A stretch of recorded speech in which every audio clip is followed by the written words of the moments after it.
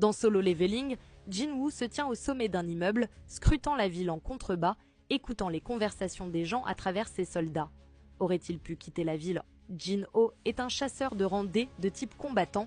Les gens ordinaires ne pourraient pas le vaincre, même en grand nombre. Si une voiture censée se diriger vers le siège du bureau des chasseurs essayait soudainement de quitter la ville, Jin-Ho remarquerait forcément quelque chose d'anormal et résisterait.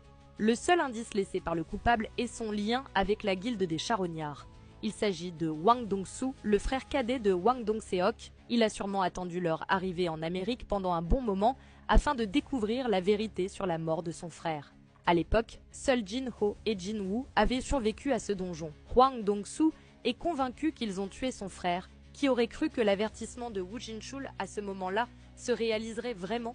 Jin-Woo ne regrette pas ce qu'il a fait à l'époque, mais tout cela aurait pu être évité s'il avait laissé un garde avec Jin-Ho. S'il arrivait quelque chose à Jin-Ho, pendant ce temps, alors que les nouvelles se font attendre, Thomas André se demande si Hwang Dong-soo n'a pas peur de la mort. Non, c'est un chasseur de rang S. Il devrait être conscient de la différence de puissance entre lui et Sung Jin-woo. Faire quelque chose d'aussi stupide, cela signifie qu'il sait que je vais intervenir en sa faveur. Se demandant s'il a été trop gentil avec ses chasseurs, Thomas demande à Laura comment évolue la situation. Elle lui rapporte qu'avec la coopération du bureau des chasseurs, ils ont analysé les déplacements de Hwang Dong-soo. Ce dernier s'est écarté de ses habitudes à 3 reprises au cours du dernier mois. Thomas ordonne d'envoyer tous leurs hommes à ces endroits et annonce qu'il s'y rendra également. Mais attends, comment tu as réussi à convaincre le bureau des chasseurs?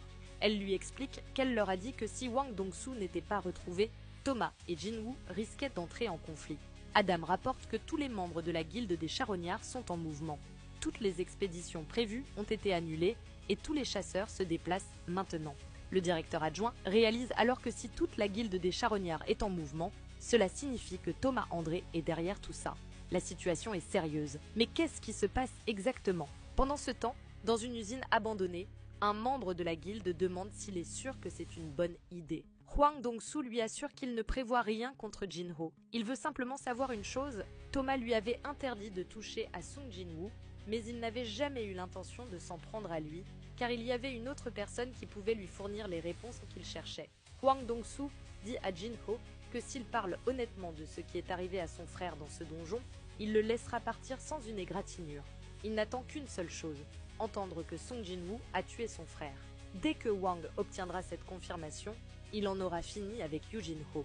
Alors que cet idiot creuse sa propre tombe, cet arc se poursuit, abonne-toi pour la suite.